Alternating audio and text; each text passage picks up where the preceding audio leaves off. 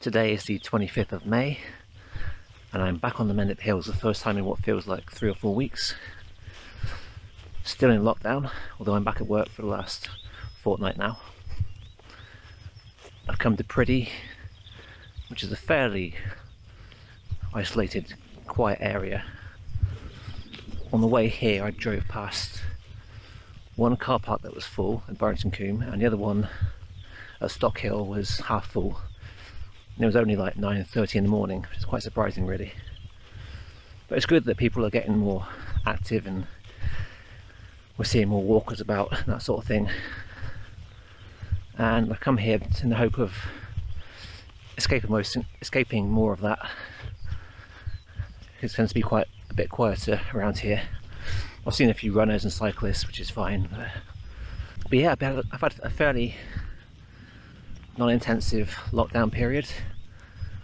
I've done a bit less walking than I imagined I would have done. I have stayed local. Did a big 12-mile walk yesterday, which was quite a challenge, just being the first one of that distance since February, I reckon. But today should be good. I'm heading along the West Mendip Way and I'm going to leave that fairly soon at the road and I'll follow the road down towards Westbury Beacon. But it's fairly well unknown for this area, I think. And that's one of the reasons I'm going there. The West Mendip Way continues across that field there, but I'm going left here at the road.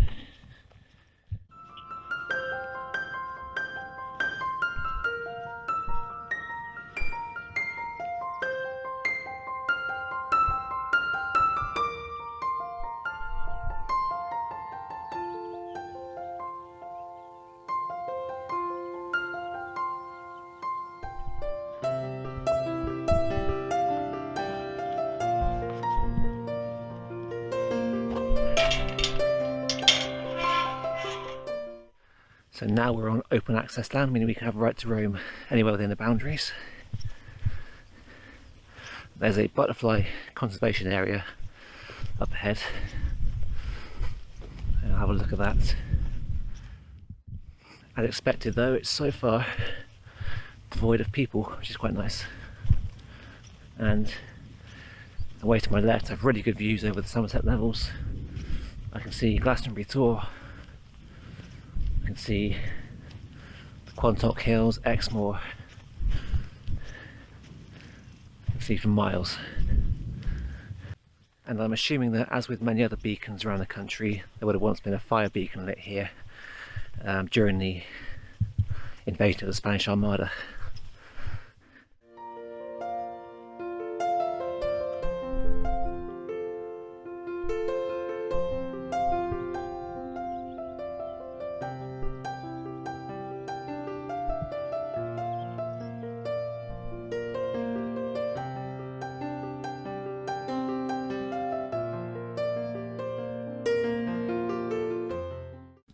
So this structure was formerly used for radar testing as a means of surveillance in the 1950s from the Second World War on towards the Cold War.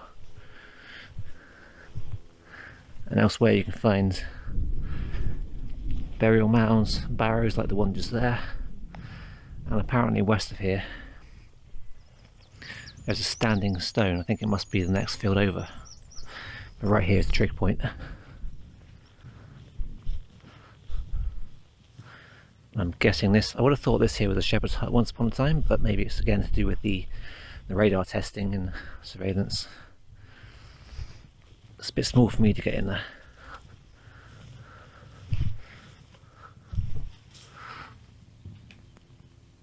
Maybe it housed a generator or something.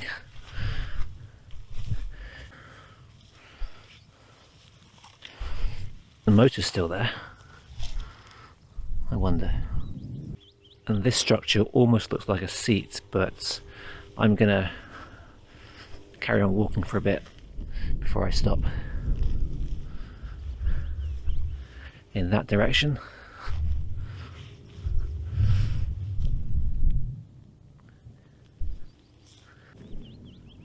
having just read a reminder that the Mendip Hill is known for housing adders and snakes and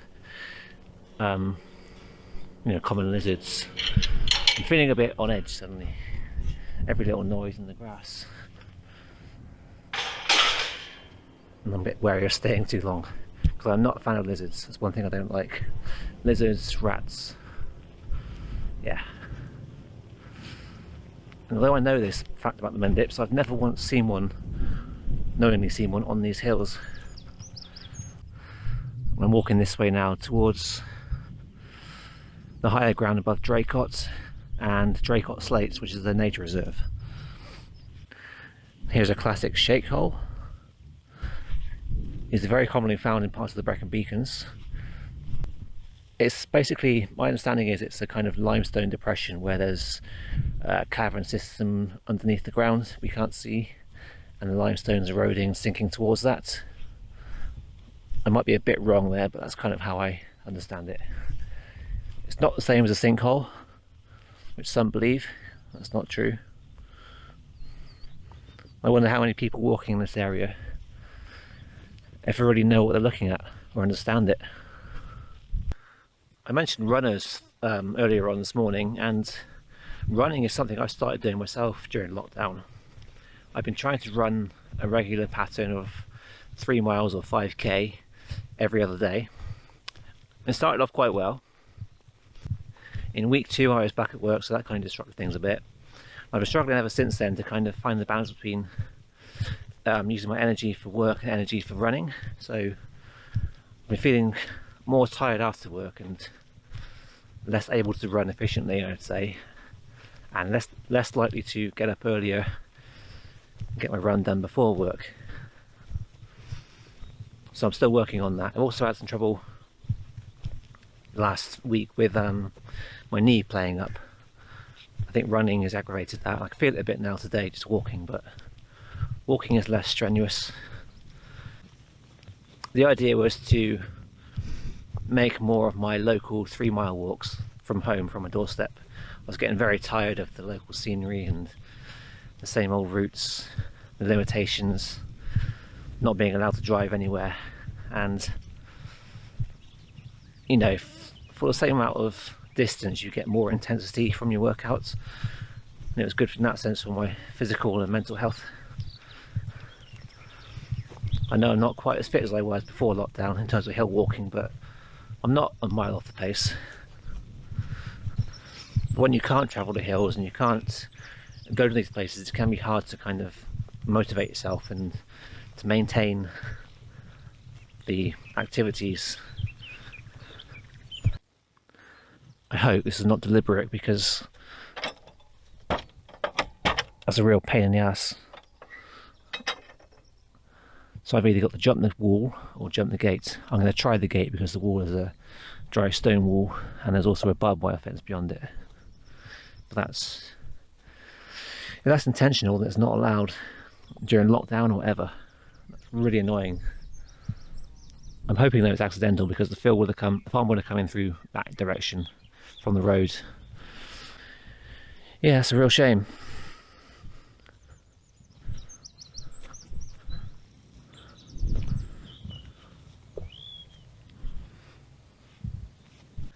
If ever you do find yourself climbing a gate, always climb on the hinge side. Otherwise you put too much stress on the unsupported end. It's really hard doing one hand and trying to film, but I've got long legs. I can get over there. The next gate should be easier. Yeah.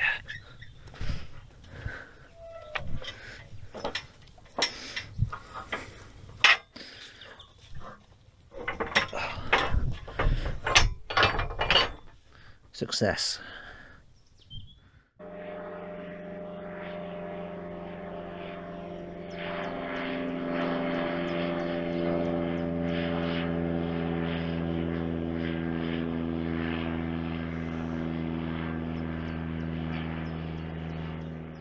Big rocky hill ahead of us now is Draycott Sleights. I'm heading towards that. That is a nature reserve. In the green field before that, I think the West Mendip Way runs down through there, possibly on the far side. I would have been walking the whole distance of that about 2 weeks' time, but for the coronavirus. That's the Mendip Challenge, a 30-mile walking event organised every year on the first Sunday in June by Western Hospice Care. I've been doing it for the past 6 years, I think, 6 or 7 years. It's going to be a shame not to do it in June this year, but hopefully they can reschedule it for September sometime. But even that right now seems a bit optimistic, because nobody really knows what the long-term future is for, well, anything really. Okay, later on and head down through the woods of Rodney Stoke Nature Reserve. But for now I'm going to continue across here to Draycott Sleights.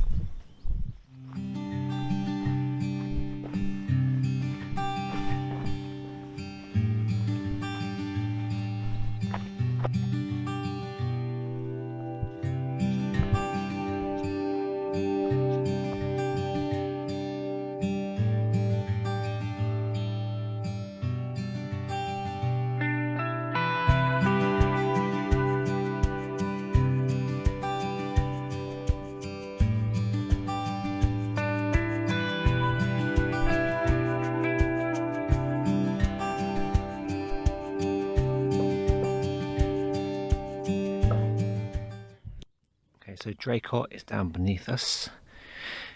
This direction we have Cheddar Reservoir. Beyond that you have Wavering Down, Axbridge Hill, Shootshell Hill, continuation of the Mendip Hills and the West Mendip Way. Just having a short bite to eat here. I've got a flask of peppermint tea, and in my lunchbox I carry 2 chocolate bars, homemade flapjack, a bit of malt loaf, a thin sandwich, and elsewhere I've got a banana in here and an apple down below. I never eat all of it, but just carry it just in case. Now we're going to have the flapjack and the malt loaf, and I'll save some of the rest for lunchtime later on.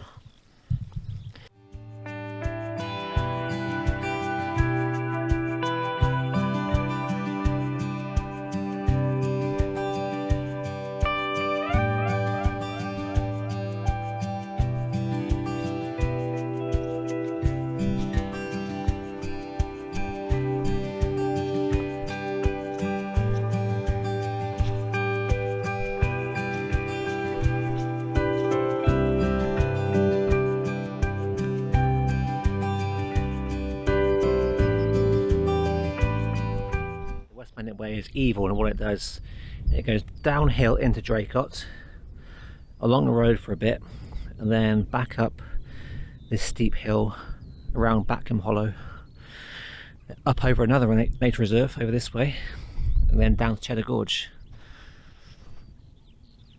Otherwise you could do a nice shortcut across here and save losing height and having to regain it.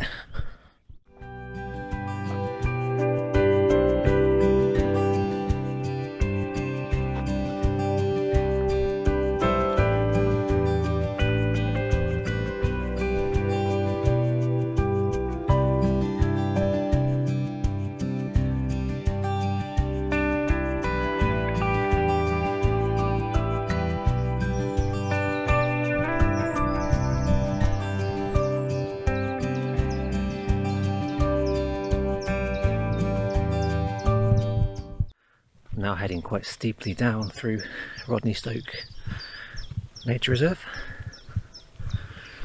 Of course that means having to regain my height soon to get back to Priddy.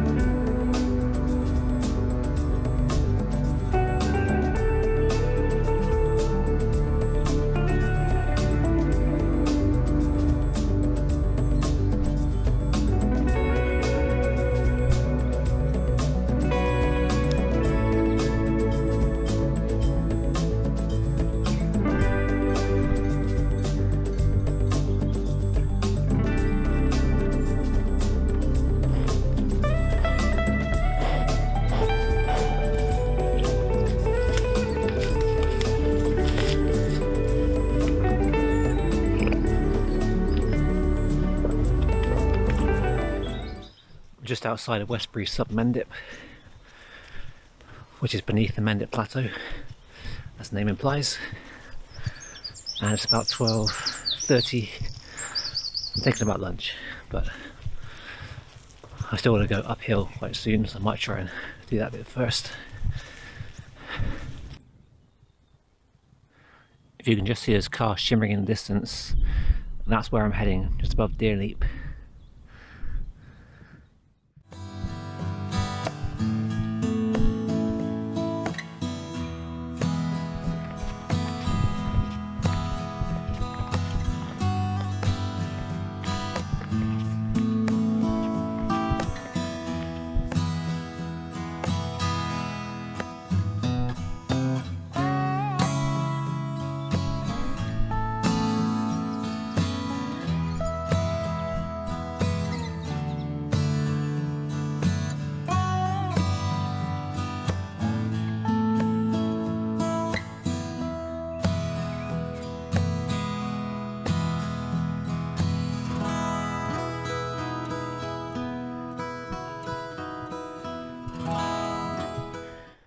So it's quite busy at Cooksfield, as expected. Did manage to have my lunch over there though, so that was good. And taking the views for one last time today. I'm slowly going back towards Priddy via the bridleways. I do want to say a big thank you to Patrick Leach, otherwise known as the Solitary Rambler. He recently gave me a shout out on one of his videos, and I've gained a good 20 subscribers since then, so thanks again, Patrick. Got a link to his channel down here and hopefully up here as well. Patrick grew up close to where I live now, and he now spends his days much further north in the Peak District, which I'm quite envious of. But his films, he puts a lot of effort into his films, a lot of time, and he spends a lot of time down in the Wye Valley as well, revisiting that area. And yeah, I recommend Patrick's channel. Now rejoining the West Mendip Way one last time today. I was walking with someone yesterday and she asked me what was my worst experience as a walker I'd ever had, and I couldn't think of what it could be. It's now occurred to me, walking along this bridleway, that it was the first time I walked along this path, probably 7, maybe 8 years ago.